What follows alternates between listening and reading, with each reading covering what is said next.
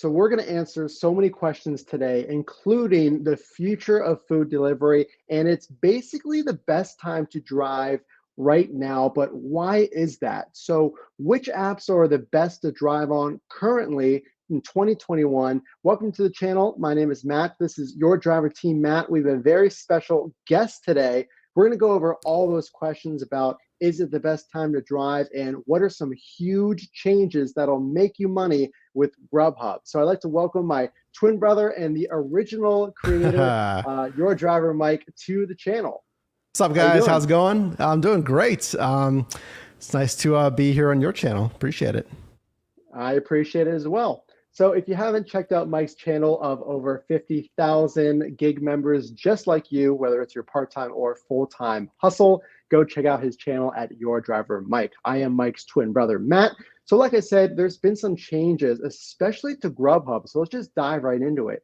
What are those changes? Well, Grubhub just recently went through a massive merger with a company recently, and we've seen here in Pittsburgh some pretty decent demand from Grubhub. Now, a lot goes into that. What are your thoughts on the demand for Grubhub, and is it going to be a major player? So if I'm watching this and I'm a new driver, maybe I've been driving, but maybe only for DoorDash or Uber Eats, what are your thoughts on Grubhub? Well, I mean, when it comes to market share, I mean, Grubhub always statistically, they've been basically number 3. It's always been, well, it used to be Uber Eats, I believe, but for the past couple of years, DoorDash is a very strong number 1. But I mean, forget them, and Grubhub has always been number 3. I mean, currently they sit at about 25% market share.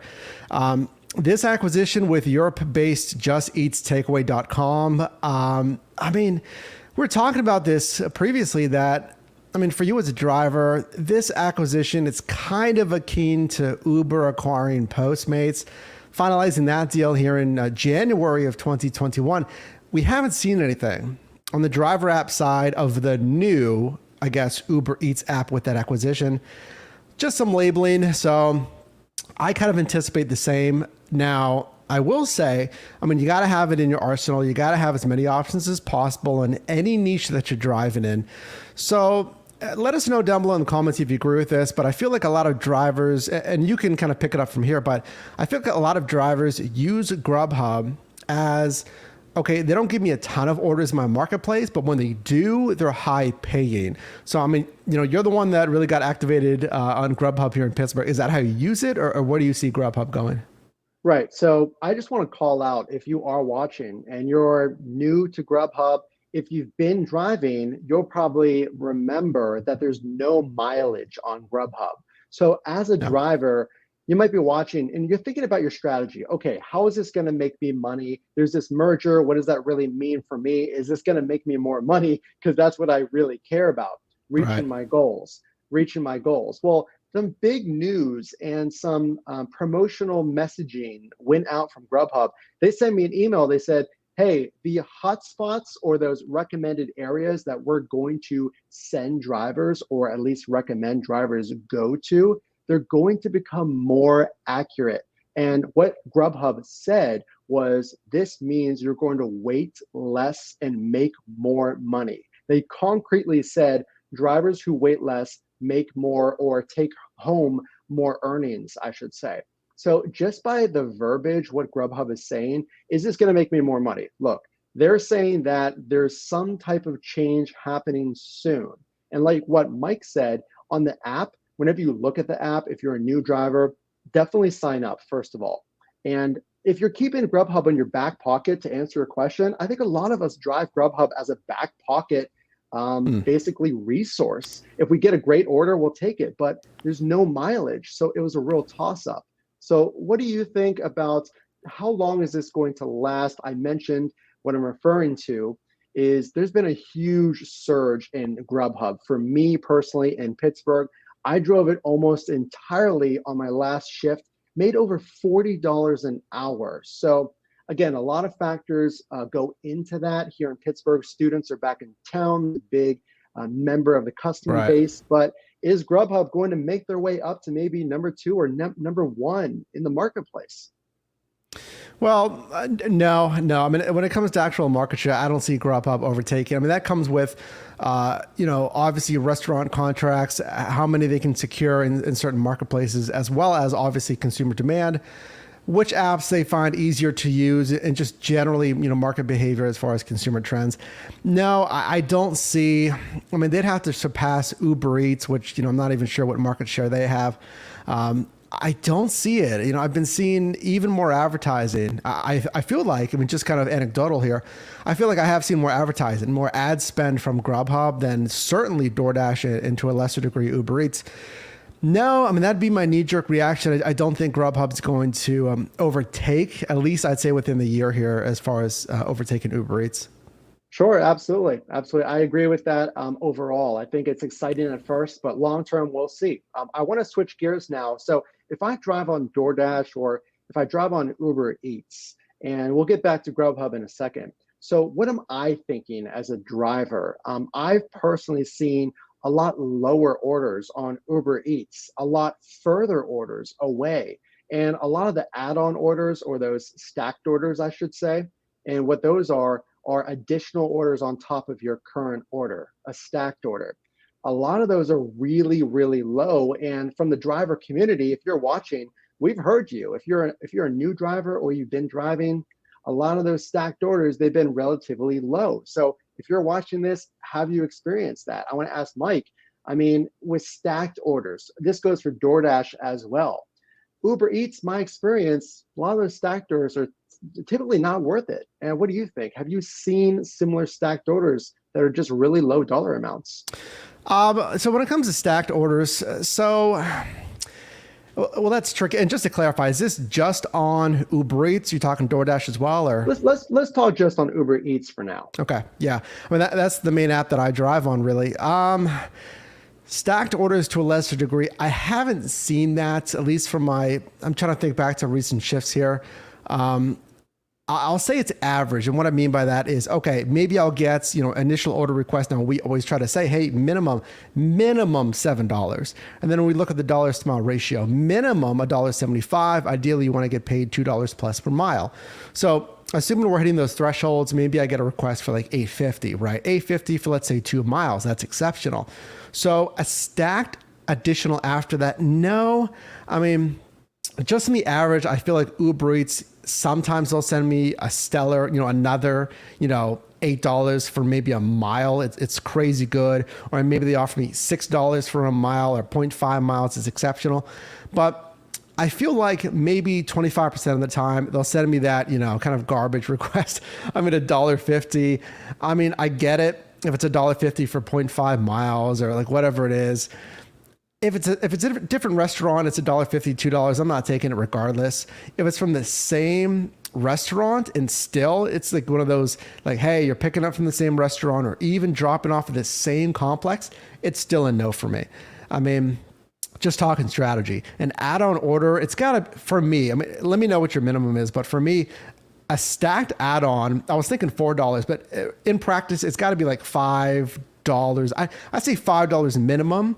If it was maybe like a mile extra, like 0.5 miles extra. Sure. Well, I want to pose a question to the audience. So stick around. We have one more big topic to cover. It's a strategy that you want to follow. So stick around for this strategy. But what I would say is this to the audience right now. Is there a certain dollar amount where you automatically say yes? So $5 and over, I don't care where it is, I'm taking it just to stay busy. Now, the caution that I would say to that is you really need to look at the mileage. So to answer your question, it really comes down to the mileage. Like you said, if it's a very short trip, I think my threshold would have to be at least $6. And Yeah. this is going to go over a really good transition into our next strategy that I just was talking about. The strategy of back to school. So again, we talked about this summertime strategy, if you will. So typically, it's slower in the summer. More people are walking to restaurants, which causes food delivery to slow down. But now it's September. So a lot of the students, if you're near an area with universities, with hotels, and even if you're not, that's okay. You're still driving that dinner rush. Well, what do you think about your summertime strategy now becoming a back to school strategy? Does that affect the orders that you take? Maybe some of those stacked orders, do you get a higher threshold now? I'm only taking $9 orders now. Whereas before, like I said, maybe it's $6. How does this change your strategy? And what would you tell drivers their strategy should be? Well, that's a good question. The question of with the back to school season, are these apps sending you, number one, more orders because there's more customers, AKA students? And then number two, are they sending you more higher dollar value orders just as incentive, whatever it may be? That's a good question.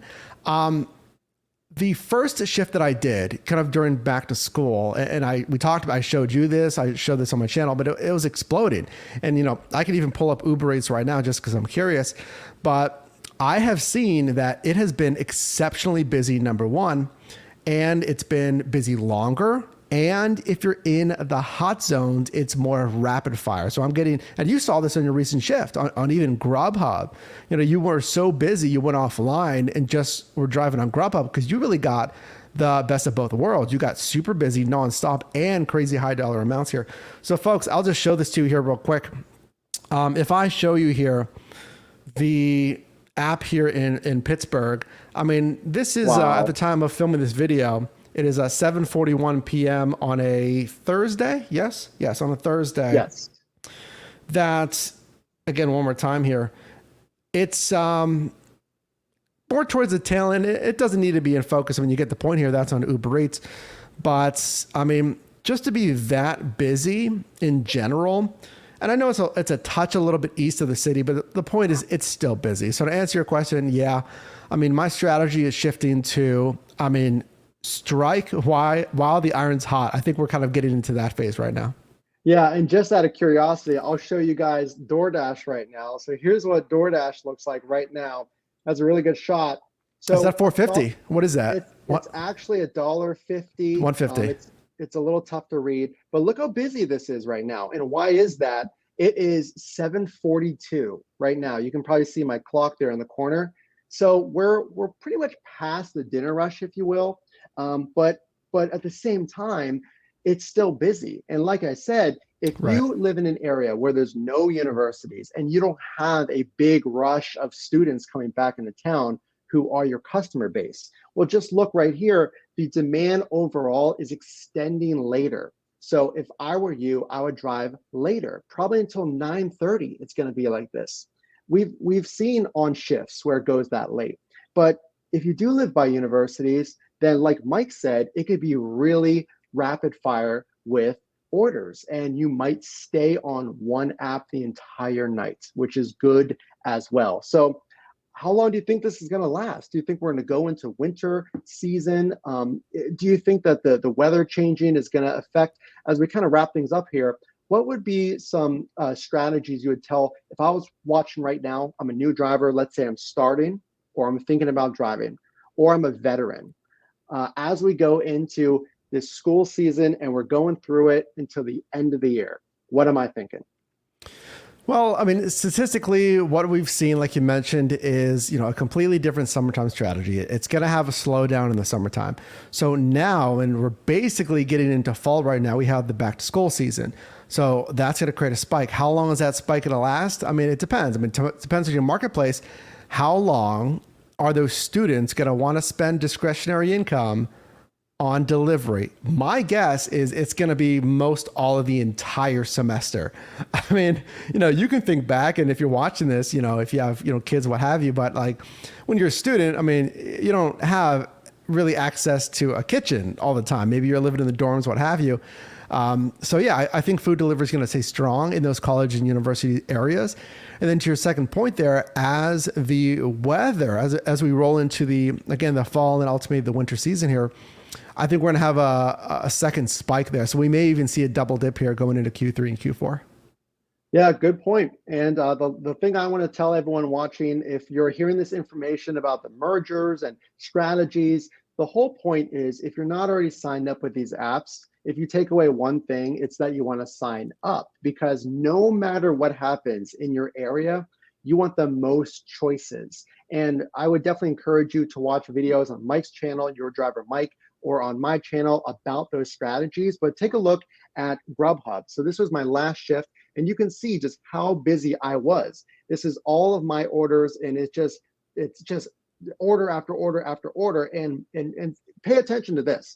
I was driving initially DoorDash, Uber Eats, and Grubhub. So let's just say this is my first order. Well, I got a second order, and then I got a stacked order, and then another order. And I didn't even need to drive on DoorDash or Uber Eats. I made $96 in a little over 2 hours.